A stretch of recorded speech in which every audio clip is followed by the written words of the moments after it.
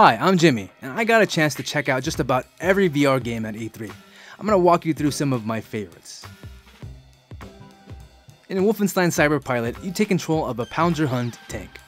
With your left hand, you can move forward and strafe side to side. Your right hand allows you to turn and aim your flamethrower. Your flamethrower has unlimited gasoline and doesn't overheat, so you can use this to mow down hordes of Nazis. The game maintains the chilling sound effects and enemy types from the other Wolfenstein games. It'll be interesting to see how long this game is.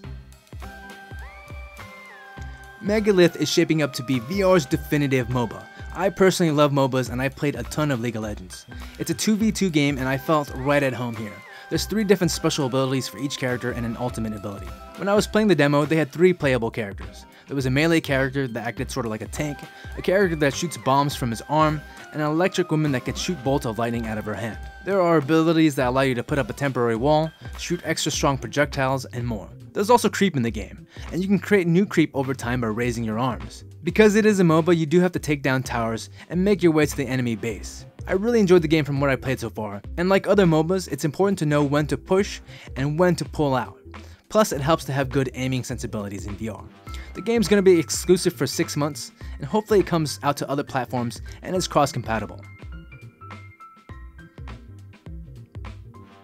When I played PlayStation VR Worlds, the highlight for me was London Heist. And Blood and Truth comes from the same London studio team. In the demo that I played, a bunch of bad guys have captured your mom and it's your job to get her back. So Blood and Truth features an interesting teleport system. So you look to where you want to move to, and then you press the move button and your character will kind of slowly drift towards that position. It's important to hide from cover to cover, and it feels kind of like Time Crisis to a degree. In the demo that I played, there's pistols, there's bombs that you can throw, and they also showed off a 2-handed assault rifle which felt really good to shoot. London studio team promises an engaging cinematic story a la London Heist, and I can't wait to play more. Firewall is a 4v4 shooter. There's a team of defenders trying to defend a laptop, and there's a team of attackers. There's different classes with different abilities. Some characters might have better sidearms, some characters might carry more ammo. Use the aim controller to move and to aim down sights to shoot. There's also different grenades that you can throw, and levels have multiple pathways so you can do flanking attacks. You can also revive enemies when they're down, and if you do die, you can switch between different view cams so you can help out your friends and tell them where the enemy is. This is probably the closest thing to a Counter-Strike for PSVR there is. So I never played Prey.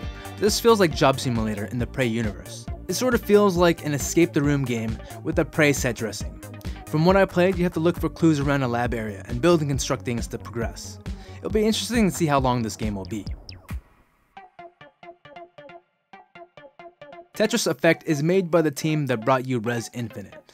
It also borrows the vibrant colors from that game, and also now incorporates this music rhythm component to it. As you progress through the levels, the aesthetic of the world changes, and so does the music and sound effects.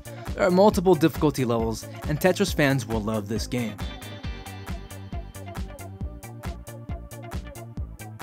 Creed is a boxing game from the makers of Raw Data and Sprint Vector. It's a good blend between an arcadey boxer like Knockout League and the more realistic thrill of the fight. It also has this active ghosting system, which decouples your virtual arm when you punch through opponents and syncs back up when you retract your arm. This allows you to throw hard punches to score knockouts, and it feels really good doing so. When you get knocked down yourself, you have to run back to your body from what looks like the sunken place to get back into the fight. It's shaping up to be VR's best boxing game yet. Electronauts is more of a music rhythm app than a game. In it, you can create or edit beats. It also has a quantizer, which makes it pretty impossible to make songs that don't sound cool. You can change the pitch, speed of songs, add digital melodic noises, and more. If you're a fan of making music or ever wanted to be a DJ, Electronauts is one to watch out for. Persistence is a stealth horror game inspired by the Dead Space franchise. It also takes place on an abandoned space station, and you have to fight your way through space zombies. When I played the game, I only had a melee weapon, and combat was really hard, so it was best to sneak around. The special thing about this game is that it features asymmetrical multiplayer, so your friends can play on their phones or tablet, and they can either help you out by pointing out where things like health packs are, or they can even spawn additional enemies for you to fight. Astrobot Rescue Mission aims to be the 3D Mario platformer in VR. You control a cute little robot from PSVR's Playroom title, and in the game you collect coins. The game will occasionally break the fourth wall. Even though it's a third-person game, hazards will occasionally fly at your own face, and you have to dodge them. At the end of the demo, there was a big boss battle with a big giant monkey. He wasn't really hard to take down, but the game is lighthearted and still pretty fun. Ghost Giant is a story about friendship. In the game, you play as a big, giant ghost. In the demo, I was standing over a large diorama, and it felt like a modern day point and click adventure where you had to solve simple puzzles. From what I can see in the demo, there's only one kid who can see you. And I had to scare bullies away who were picking on that kid by picking up a white blanket and showing them my presence. Visually, it reminds me a lot of James and the Giant Peach or something. Defector is a first-person spy action game from the developers of Wilson Hart.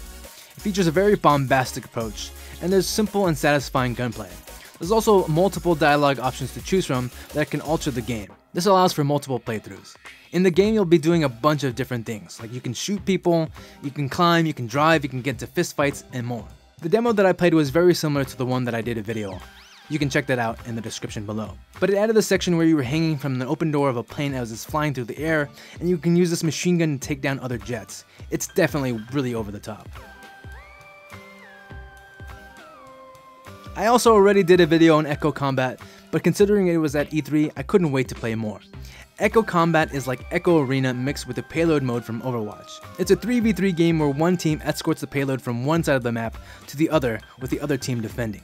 There are different guns, space grenades, and second abilities that allow you to heal and see enemies through walls. There's no pre-made loadouts, but you can pick your own weapons and abilities. The game is really fun, and the open beta starts on June 21st. I want to take this opportunity to thank all my patrons that made this video possible. If you like this video, please consider donating to the Patreon, where you'll get early access to videos, written articles, and more. Thanks.